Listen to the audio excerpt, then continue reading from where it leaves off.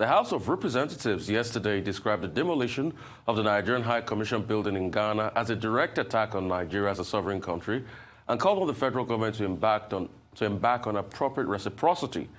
A section of the staff quarters of the Nigerian High Commission in Ghana was last week demolished by people described as unknown by Ghanaian government officials.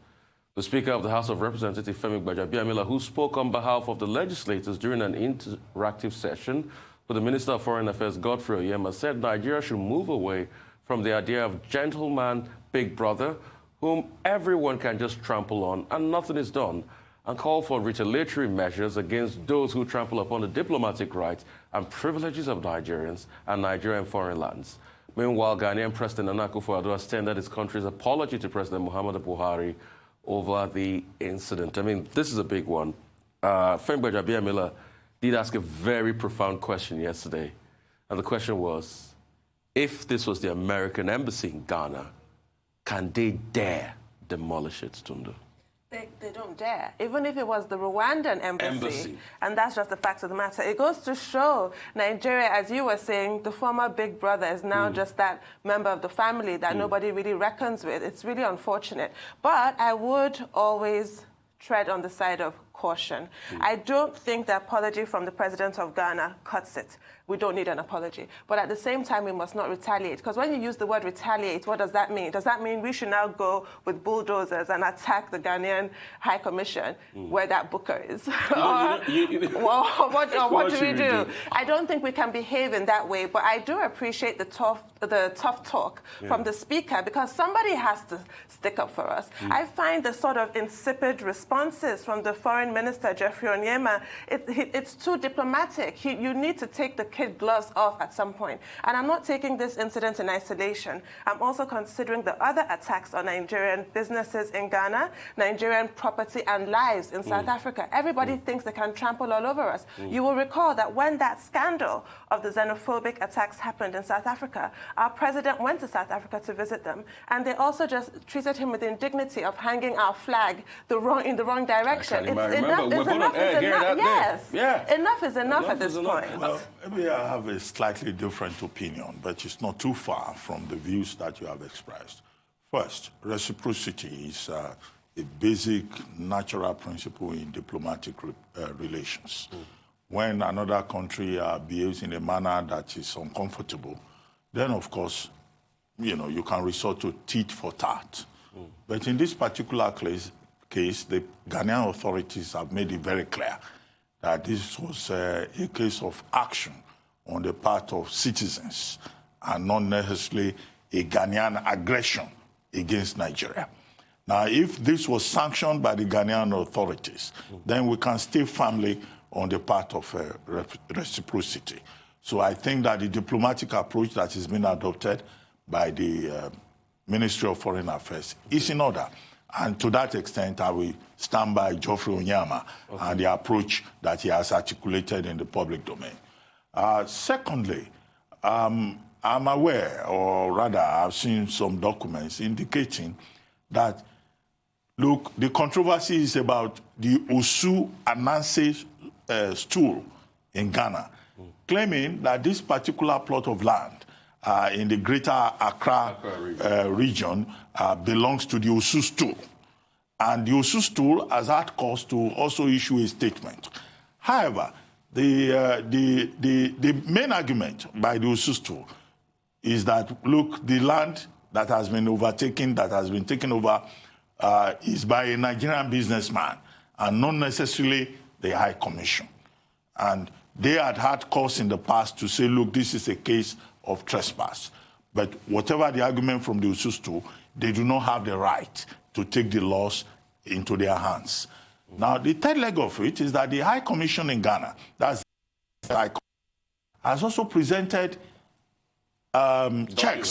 documents to show that, look, this land was legitimately acquired by the Nigerian High Commission in the year 2000.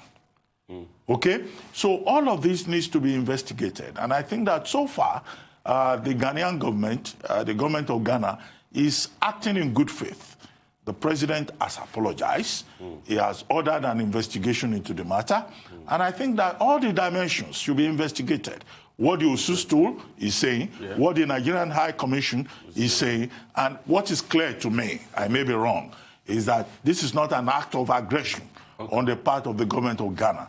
But the Speaker of the House of Representatives, Gbajabiamila, yes, you know, I don't mind what he said yesterday. He's been patriotic. You stand by your country when your country is being attacked or embarrassed. But to say that Nigeria should retaliate, I don't think we're at that point. All right, Dr. Abati, I want to ask you a question. Correct me if I'm wrong. I mean, you're vast in diplomatic matters. Who protects the Nigerian embassy or the High Commission in Ghana? Is it not local Ghanaian police? No, under the Vienna Convention, Article 22 thereof, the space of a diplomatic embassy is inviolable. Nobody should attack it. And that was why the last time this subject was brought, I made the point that at the level of bilateral relations, government to government, we are doing well. But at the level of person-to-person diplomacy, we are not doing well across Africa. Okay, I just wanted to ask that because didn't we have security there that could have prevented it's the responsibility of the Ghanaian government to protect. So what happened embassies to the line of security the Ghanaian government was supposed to produce? Well, because obviously, I know if we had security there, I'm just trying to interrogate as a journalist. If we had security there, you can't come with armed men at a particular place and demolish. There's an element of complicity. You'll remember what happened in the Benghazi attack on the U.S. Embassy. There was that element of complicity there.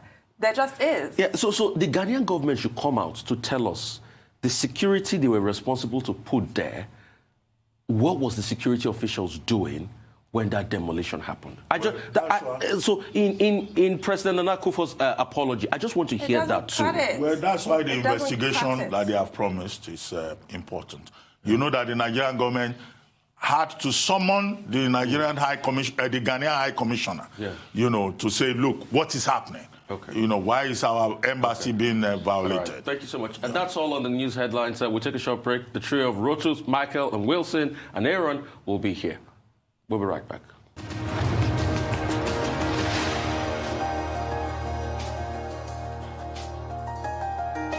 Welcome back to the morning show here on Arise News. Our ever reliable Rotus Odiri is now here to give us Africa Business Update. Good morning, Rotus. Over to you. Good morning, Doctor. Good morning, Tundun, and good morning, Rufai. Morning, Rotus. Hey, how are you guys doing? Lots to get to today. So much happening in Africa. I'll start with President Buhari. He was at a virtual meeting of the Authority of Heads of States and Governments of the Economic Community of West African States, that's ECOWAS. And he was expressing his displeasure with the West African Economies and Monetary Union, the UEMOA. He sent out some tweets, actually, a few hours ago. Here's the main one there. It gives me an uneasy feeling that the UEMOA zone wishes to take up the ECO in replacement for its CFA franc ahead of other ECOWAS member states. It's a matter of concern that a people with whom we wish to go into a union are taking major steps without trusting us for discussion. There's a few more tweets there. I won't read everything, but that's the general gist of it. The thing is, the UEMOA, the Monetary Union, is about 8 states. These are former French colonies. Benin, Burkina Faso, Ivory Coast, Guinea-Bissau, Mali, Niger, Senegal, and Togo. They all use the CFA. Okay, well, here's Buhari's final tweet. Let me read this one. We must proceed with caution and comply with the agreed process of reaching our collective goal while treating each other with utmost respect. Without these, our ambitions for a strategic monetary union as an ECOWAS bloc could very well be in serious jeopardy. Now, the president's concerns are valid. These states, these countries, have been using the CFA franc. It is pegged to the euro, so they have currency stability with regards to their exchange rate, with regards to trade, and so on and so forth. Now, about a month ago, they ratified an agreement with France. They're essentially moving forward to adopt the ECO, and we've been talking about the ECO for decades, having a unified exchange, unified currency, one currency like the Eurozone, where we're able to facilitate trade. We all could be able to travel to Senegal or Mali or Niger or other parts that use the currency. Single currency, you don't have to change anything. It will be very easy to complement the African Continental Free Trade Agreement. However, these states, we should have a map of the UEMOA states and everything up there for our viewers. But these particular states, there you go. So these particular states have moved forward and want to just adopt the ECO without consulting with everybody else. And the thing is, and those are the states right there, highlighted in yellow. Now, they want to keep the ECO pegged to the euro. So it's only just a change in name. It sounds like they want to adopt the ECO, but they're still keeping the same structures that they've been using for the CFA franc. And the thing here is that if they do that, Nigeria and everybody else in the ECOWAS bloc would lose their monetary independence as far as setting benchmark interest rates, as far as controlling currency. Our central bank would essentially lose its independence and ability to control the currency. It's just like what's going on in the Eurozone right now. The Eurozone adopted, they're looking at passing a 750 billion euro stimulus. But, you know, the states have to agree as to whether or not part of the stimulus will be grants or whether it will be loans, so on and so forth. But anyway, essentially you lose your independence and you have to now move with the bloc. So President Buhari is saying, hey, look, slow down. Let's all talk about this. Let's move in unison. So we'll see how that transpires. Speaking of currency, we're moving on to the central bank governor. He was part of an investor forum that was hosted by Citibank, Investors Conference with the federal government of Nigeria, and it was called COVID-19 Economic and Budgetary Update. There's the invite from Citibank there. Took place yesterday. Representatives, of course, included the Central Bank Governor, Minister of Finance, the Director General of the Debt Management Office, also the Director General of the Budget Office, and a representative for the Minister of Health. So the takeaway, Gordon Emefiele, the Central Bank Governor, said that Nigeria is indeed moving towards a unification of foreign exchange rates, which is good news. Our doctor has talked about this several times. Rufai has talked about this. We've also, Tundun, everybody's talked about this several times. The need to unify the exchange rates to facilitate, you know, more FDI coming in, give more transparency into how things work out. He did point out, though, that he was referring to the NAFEX rate, which is what is used at the INE window for investors and exporters, where it's more of a market-determined rate. However, you know, we have so many other exchange rate windows. So we'll see how that proceeds, but it's a good indication coming from the central bank governor.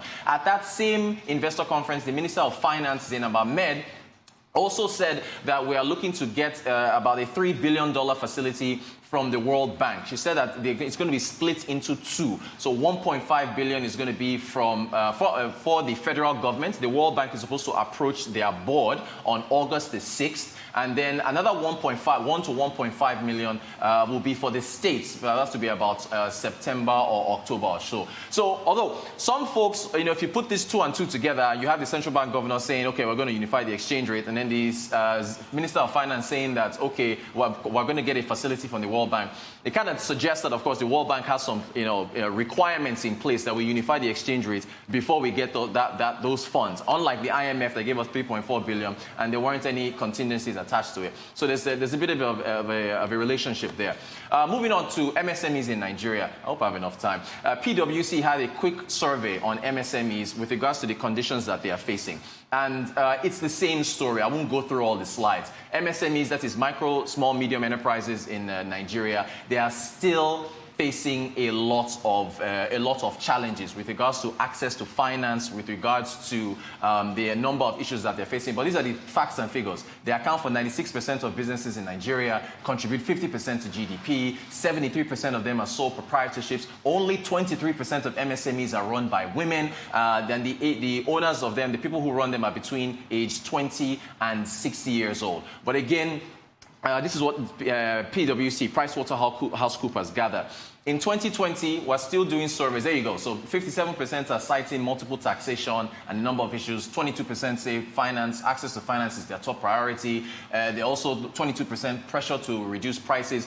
They still say the same issues. We still, you know, by and large, with survey after survey, in 2020, MSMEs are still facing the same issues. Quickly hop over to South Africa. Their unemployment rate hit a new high of 30%. Here's the summary there. Unemployment rose to 30% in Q1 2020, highest level ever. Q4 2019, it was 29.1%. 7 million people out of work as of Q1 2020. It was 6.7 million in the last quarter of 2019. At the last point there, if you expand the definition of unemployment to include people who have stopped looking for work, that 30% rate rises to 39.7, almost 40% of people that are out of work if you include people who stopped looking for work. Because normally they only look at folks who are actively searching for a job. And it scares me to think of what that number will be in Nigeria if you include them. And finally, Zambia, they've passed an economic stimulus to face COVID-19. They just approved it yesterday, $438 million. It's not a lot. You know, Nigeria is in the billions, other countries are in the billions of dollars, but, you know, Zambia is a small country, only like 17, 18 million people. Stimulus will be financed by a bond. They are going to have a 20% revenue hit to their budgets expected this year due to the effects of COVID-19, and their GDP is expected to shrink by 2.6% in 2020, which I understand is the first contraction that Zambia will be facing in 20 years. And that, ladies and gentlemen, is that's the African. Rotus, well, just before you go, well, it's good to give the figures from South Africa in the first quarter, but you know, of course, that in Nigeria, the situation may be worse by the end of the year 2020, as has been indicated by the Economic Sustainability Committee, led by the Vice President, Professor Osinbajo. But I think on the issue of the ECO, well, it's not new. In December 2019, yes, there was a controversy around that subject when President Alassane Ouattara of Cote d'Ivoire made it clear that 7 Francophone states plus Guinea-Bissau are taking a decision to go ahead. Now, the CFA was introduced by France in 1945 to the colonies. So it's regarded by a colonial relic by most of these Francophone countries. But the discussion, as you pointed out, has been on for decades, for 30 years to be precise. But what has now happened is that these 7 states plus Guinea-Bissau, they decided to blindside the Anglophone countries. And the decision that they have taken is not in the interest of ECOWAS as a body. And I think that President Buhari was absolutely right yesterday to ask that, look, there should be respect for other countries who have been discussing this issue, and that there should be agreement. And I think that, look, Nigeria is perfectly in order to say that the behavior of the Francophone countries, these 7 Francophone countries, is unacceptable. Because if you look at the Francophone bloc, only two of the countries, Togo and Guinea-Conakry, meet the conditions that have been outlined by ECOWAS.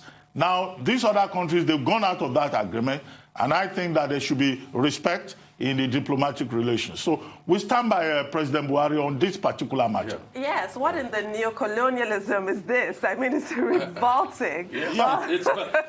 France should stop this meddling into Africa. It's disgraceful. You know, Dr. Abati very well said, President Macron met with President Alassane Ouattara, and afterwards they started this. No, France, and last month. The cabinet France should stop all of this. And France should stop this lie of that they are going to give 50% of the African reserves back to the Africa. It's a lie. We need to stop Anglophone and Francophone in the discourse of West Africa. I mean, thank you, Rotus. Okay, we're out of time. Good stuff. Thank you so much. Thank you. Now, for more business updates, we move to London, where we're joined by Michael Wilson. Good morning, Mr. Wilson. Good morning.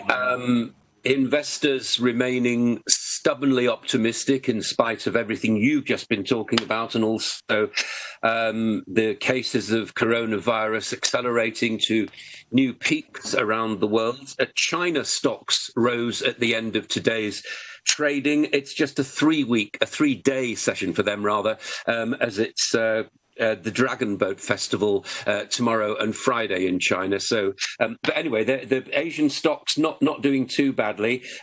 Stock markets in Europe and the United States yesterday recovered a bit of ground after those comments by Peter Navarro, who is a trade advisor to President Trump. He first of all said, and this is a very confusing message, said that the phase 1 trade talks with China were over. He didn't mean as in we've finished them, they no longer exist, he was trying to say, and it was down to the president to tweet to the fact that no, they aren't, be quiet please, they are continuing. So that helped push stocks and commodities higher yesterday.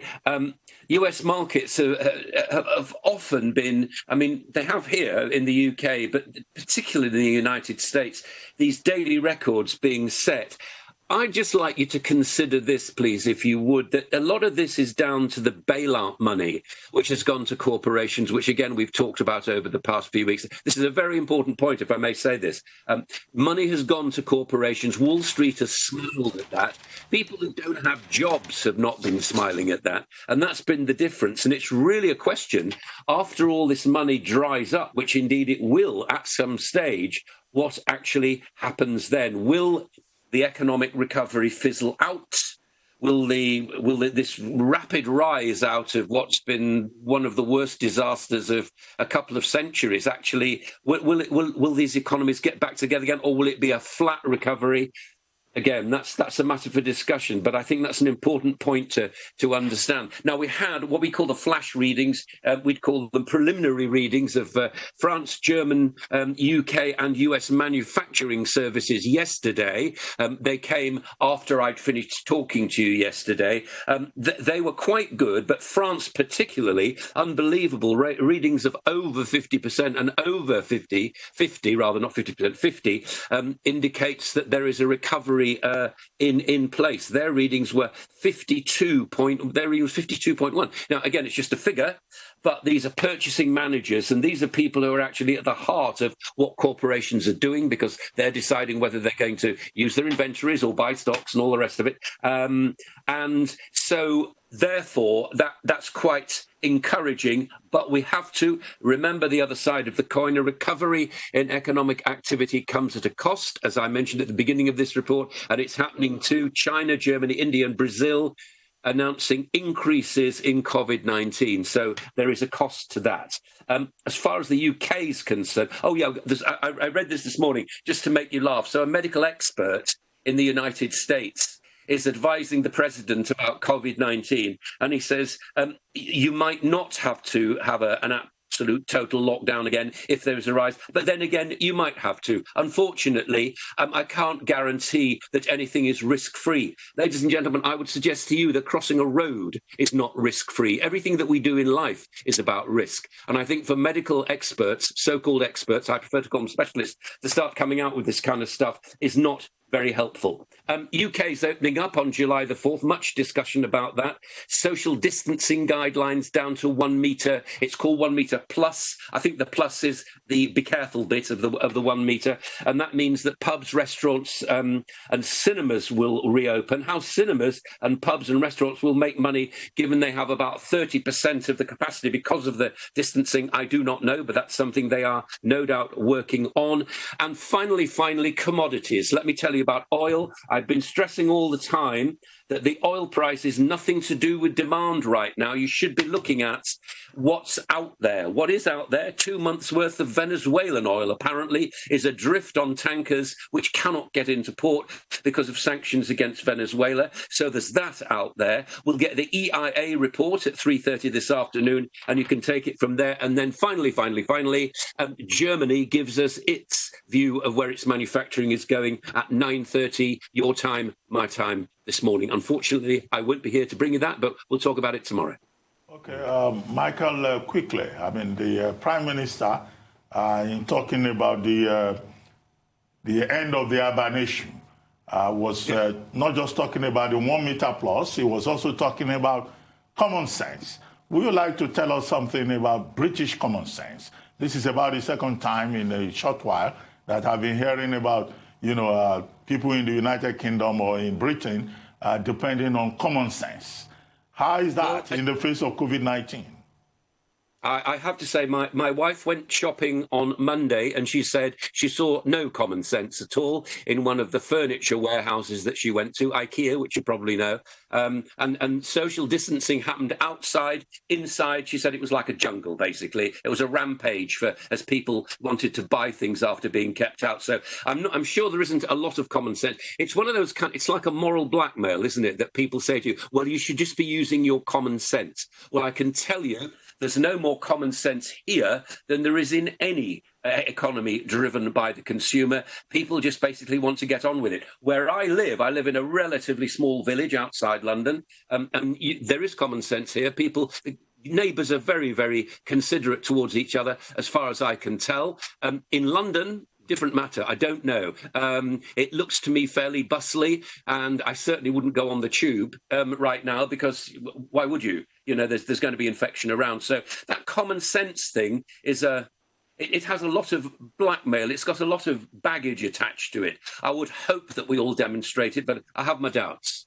All right. I mean, I just wanted to say something very cheeky. My maths teacher in school, Mrs. Brymo, would always say, common sense is not always common. I agree with her. Well, you mentioned Germany, and in this whole awakening from hibernation, useful analogy that we have, it's happened in Germany where they've had a second spike, haven't they, in a particular area, and it's had to be placed back in a particular area. Yes, around a meat factory. Yes, 1,500 workers.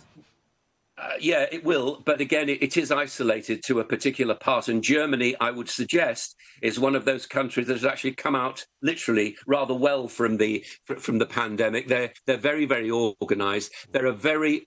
Speaking very generally, and one shouldn't make generalizations like this, but here's one for you. In my visits to Germany, I've found them very, very organised. The trains all run on time. They all run on time. They have very strict ideas about what's good. You respect German engineering, as I'm sure many of you will know from Mercedes and cars like that and all this. And they engineered literally a rapid recovery out of the Second World War by concentrating on a currency upon which they had complete control. Once that is fixed in your mind, once that's fixed in the mind of workers, of middle-class, white-collar people and politicians, then you're doing quite well. And I think that they will contain this. It's worrying, but that's a virus. That's what happens. Well, Michael, thank you very much. But, you know, on the German IFO, maybe tomorrow morning, we'll talk about the possible impact of whatever happens at 9:30, your time, our time, on the euro and the US dollar. Another cheeky, quick one. There's a funny saying in Nigeria, the German calendar, no December. Well, thank you very much, Michael Wilson. Thank you. And now we move on to Aaron Akerejada for COVID-19 updates. Good morning, Aaron. Yeah, good morning, Tundun. Lovely and glowing smile this morning. Good morning, Doctor. And good morning, Rufai. Morning, my bro, Aaron. Rufai, can we move on? That's fine. Without me interjected.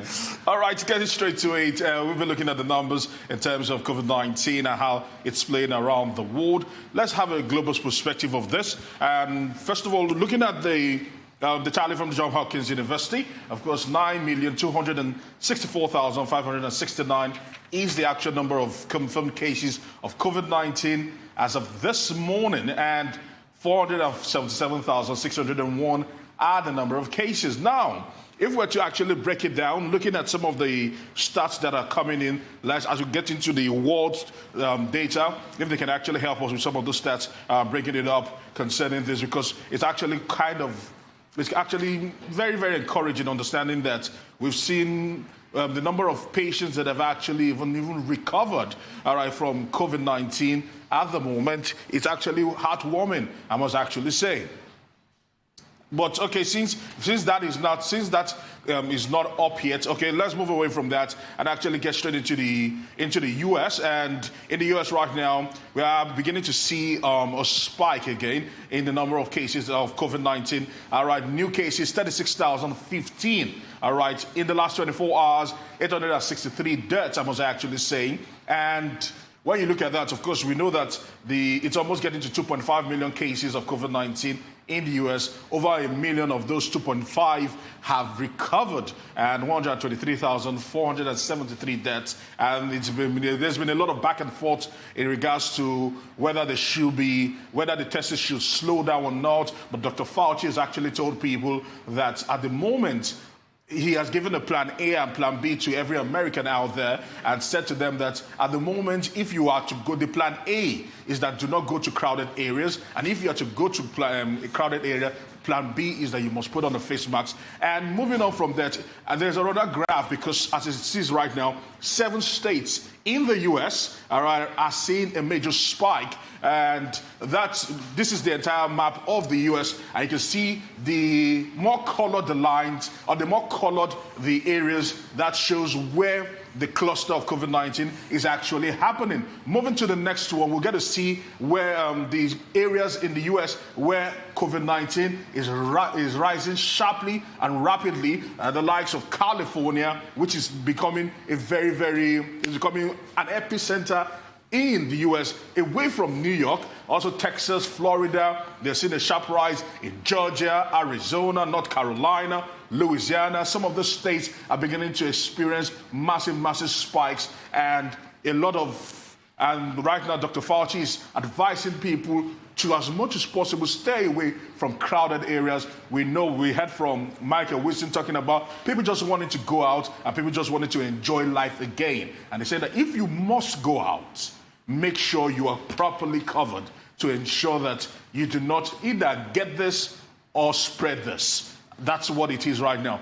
Moving away from that, let's actually get into Brazil. A lot has been happening in Brazil. We've been talking about Brazil, but at the moment, there's been a back and forth, and the president, Jair Bolsonaro, okay, these are the figures, first of all, because 40,131 in the last 24 hours, with new deaths 1,364 of the 1,151,479 cases recorded. Of course, recovery 613,345. But the big issue in Brazil right now is that a federal judge in Brasilia has actually mandated President Bolsonaro, talking about Renato Borelli, that Bolsonaro must, if he's to go out in Brasilia, he must put on a face mask or risk paying a fine of $386 if he does not do that. It's now a must, not just to him, and all his officials must put on a face mask if they are to go out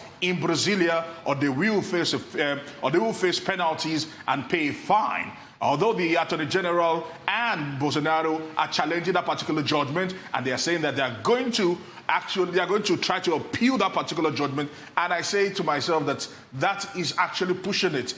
The sensible thing to do is to wear a face mask. Why you must insist to do otherwise beats me. But before I come to you guys there, let's turn our attention to Africa. Looking at the African numbers today, the number of cases are 324,696 as of the last, up until this point, as of yesterday night, with 8,618 deaths. In South Africa, things are beginning to get unique there. There might be a ray of hope in the sense that AstraZeneca, those that have been championing this particular COVID-19, vaccine, are already looking towards South Africa and Brazil for quite a lot of testing. But at the moment, AstraZeneca are saying, through the vaccine developed by the Oxford University, are saying that they will be testing people in South Africa.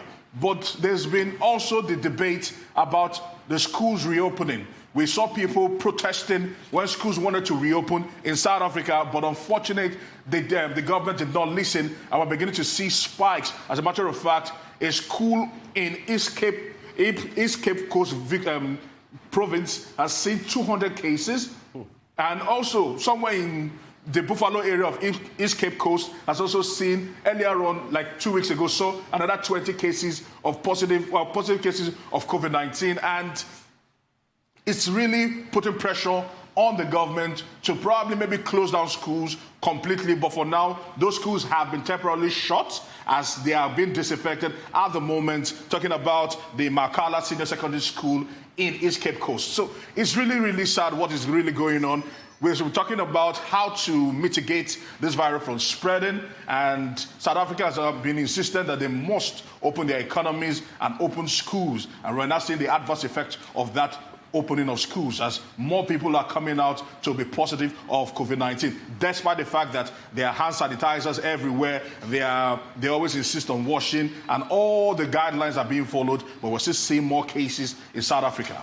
The infectiousness and disruptiveness of this virus really cannot be overstated. Yes. This point you've just raised about South Africa is something that we all need to really take seriously, because in Nigeria, a lot of parents and the government are wondering about when to reopen schools. This is actually quite chilling. It's the same as what happened in Israel and what happened in one particular school in the UK where 7 people contracted COVID-19 because the schools reopened. So we can't really just jump and do that. because children are bored and they're restless at home. There's a lot more consideration that needs to go into it. And your point about hire Bolsonaro, I wonder if a judge in the United States will order President Trump to smudge his foundation and put on a mask. I don't think so. Well, very quickly, I think also whatever the situation will be in the Eastern Cape province, there's also a lesson that we can learn. The recovery rate in South Africa is about 52.6%. And that means that, look, South Africa is also, doing something that can be useful in terms of lessons. And then the point about Brazil and the United States, it's about leadership, simply. President Trump is not showing leadership. And also, in Brazil, you see Jair Bolsonaro not providing leadership.